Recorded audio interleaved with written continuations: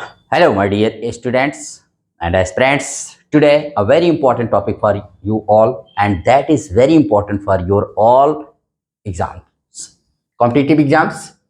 Third missile testing range का भी foundation stone रखा गया है, जिसकी नींव रखी गई है हमारे प्रधानमंत्री नरेंद्र मोदी जी के द्वारा। तो हम लोग जानेंगे कि क्या होता है, what is missile testing range. तो मिसाइल तो आप जानते हैं, प्रक्षेपास्त्र जिसको हिंदी में कहते हैं, और जो होते हैं जिससे हम दूर से हमला कर देते हैं। आज के युग में मिसाइल्स वेरी इंपॉर्टेंट हैं for the protection, for the defence of your our country, हमारे देश की रक्षा के लिए। तो हमारे देश में तीसरी मिसाइल टेस्टिंग रेंज बनाया गया है कि माने उसका फाउंडेशन स्टोन रखा गया है आंध्र प्रदेश में। अभी तक ऑलरेडी हमारे पास दो, जहां से हम मिसाइल्स को टेस्ट करते थे, जहां पर डीआरडीओ के साइंटिस्ट इसको टेस्ट करते थे, वो ऑलरेडी दो थे, लेकिन तीसरा बनाया गया है। तो उसके बारे में आज हम लोग जानकारी हासिल करेंगे।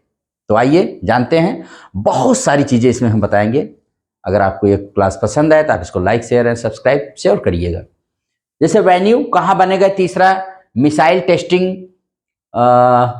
रेंज, ये नागाई लंका इन कृष्णा डिस्ट्रिक्ट ऑफ आंध्र प्रदेश। याद रखिएगा, नागाई लंका कृष्णा डिस्ट्रिक्ट माने आंध्र प्रदेश के कृष्णा डिस्ट्रिक्ट में बनेगा। आंध्र प्रदेश जिसकी राजधानी अमरावती डेवलप की जा रही है, एन चंद्रबाबू जहां के सीएम हैं।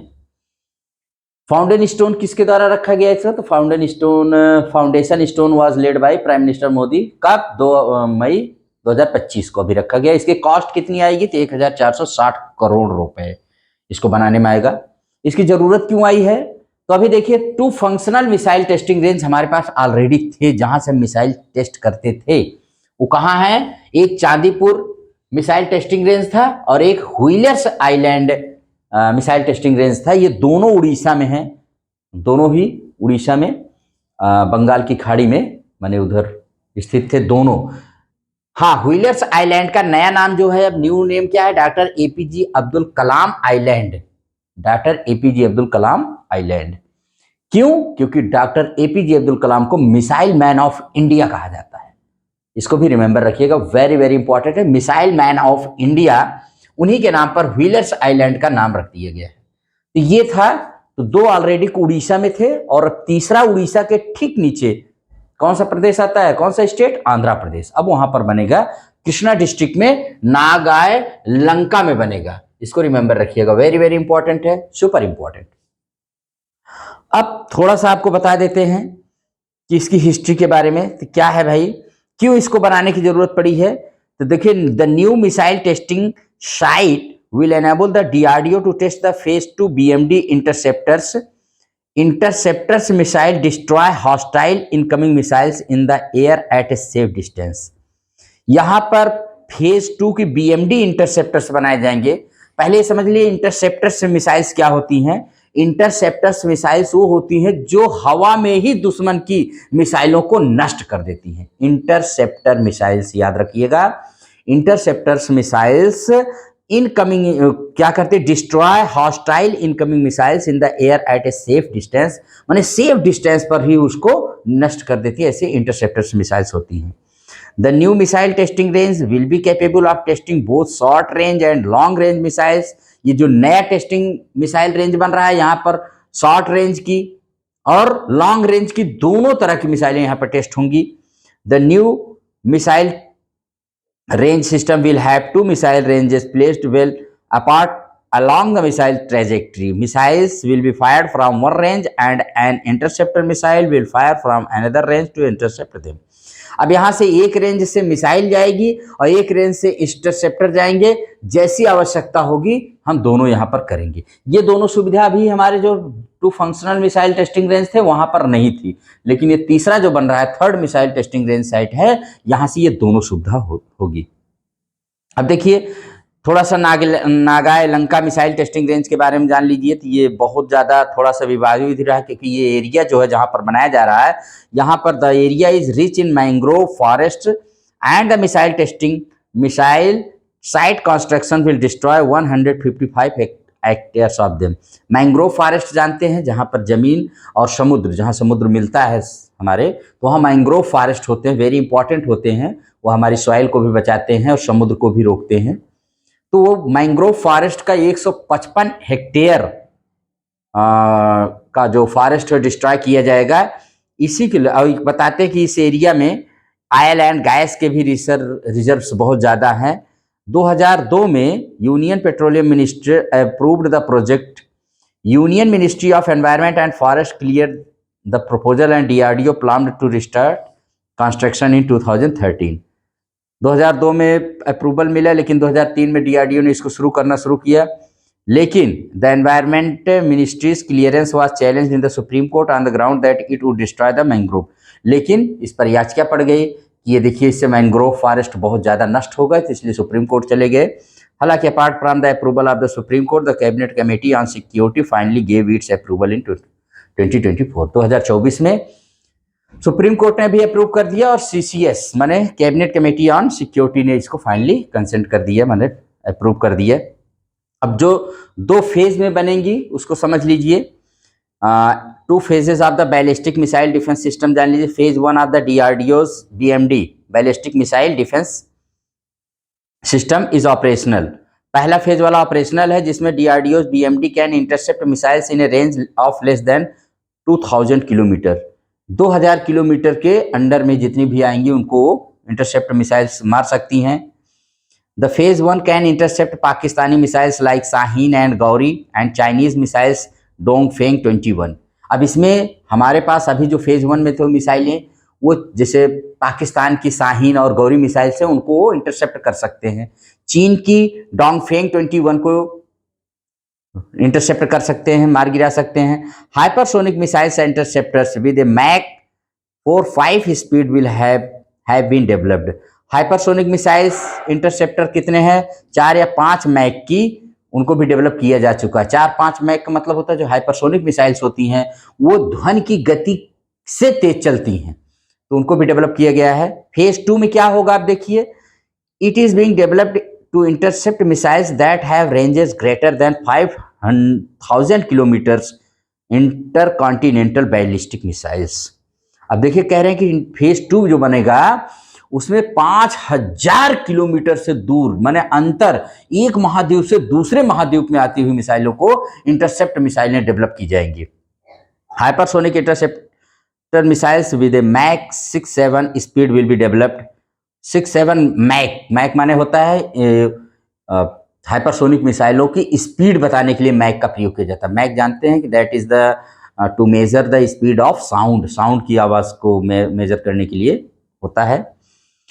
The system will intercept missiles at very high altitude and capable of handling multitude simultaneous attacks. According to the DRDO, the Phase 2 ballistic missile defense will be as good as the United States third, जो America का third missile shield है उसकी तरह work करेगा। Third का full form जान लिए, terminal high altitude area defence missiles. Terminal high altitude area defence missiles, इस तरह की टेक्नोलॉजी भारत में हो जाएगी। Like the third system, the phase 2 missile can intercept ballistic missiles over 200 kilometre away and track targets at range over 1000 kilometre.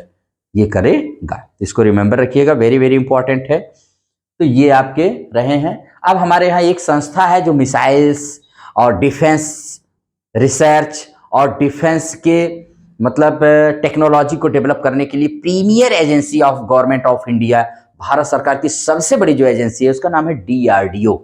DRDO ही वह संस्था है जैसे इसरो सैटेलाइट्स या स्पेस एक्सप्लोरेशन, स्पेस रिसर्च के लिए पूरे वर्ल्ड में जाना जाता है, वैसे हमारे यहाँ डिफेंस के मामले में कौन वर्क करता है? डीआरडीओ, जिसका फुल फॉर्म होता है defence research and development organisation. ये भारत को डिफेंस के मामले में, भारत को प्रोटेक्शन, डिफेंस सिस्टम, टेक्नोलॉजी को डेवलप करने में भारत सरकार की क्या है? Premier agency to develop defence technology and system in India. भारत की सर्वोच्च संस्था है, संगठन है जो भारत में डिफेंस सिस्टम और डिफेंस रिसर्च को प्रमोट करती है, रिसर्च करती है और उसको बनाती है। ये डीआरडीओ की ही सारी साइट होती हैं जहां पर डीआरडीओ के साइंटिस्ट इसको करते हैं। देखिए, डीआरडीओ की स्थापना जो हुई थी 1 जनवरी 1958 को हुई थी, रिमेंबर रखिएगा। और इसका एचक्यू जो था, इसका एचक्यू है जो हेडक्वार्टर, इसका मुख्यालय नई दिल्ली में है। और कौन सी मिनिस्ट्री में आती है? तो डिफेंस मिनिस्ट्री में आती है। तो इसको आप अच्छे से रिमेंबर रखिएगा, वेरी वेरी इंपॉर्टेंट है। और अब आपको बता दें थोड़ा सा कि जो मिसाइलें होती हैं वो 2 टाइप्स की मेनली होती हैं, एक क्रूज मिसाइल्स होती है, एक बैलिस्टिक मिसाइल्स होती हैं। इसमें बेसिक अंतर जान लीजिए। जो क्रूज मिसाइल्स होती हैं वो क्या होती हैं? Powered by jet engines for continuous flight throughout their journey, flies at relatively low attitude, often terrain hugging contours with high manoeuvrability. और इसमें आप याद रखिए, harder to detect but easier to intercept after detection. जो cruise missile होती है उसको तो आप डिटेक्ट नहीं कर पाएंगे पहले तो, लेकिन अगर डिटेक्ट कर लेंगे तो उसको मार गिराना, इंटरसेप्ट करना बहुत आसान होता है। जैसे अपने यहाँ ब्रह्मोस मिसाइल है, that is the example of cruise missile. उसके बाद एक होती है बैलिस्टिक मिसाइल। तो ballistic missile rocket powered for initial boost phase, then coast unpowered for most of their flight. देखिए, easier to detect early but harder to intercept due to their speed.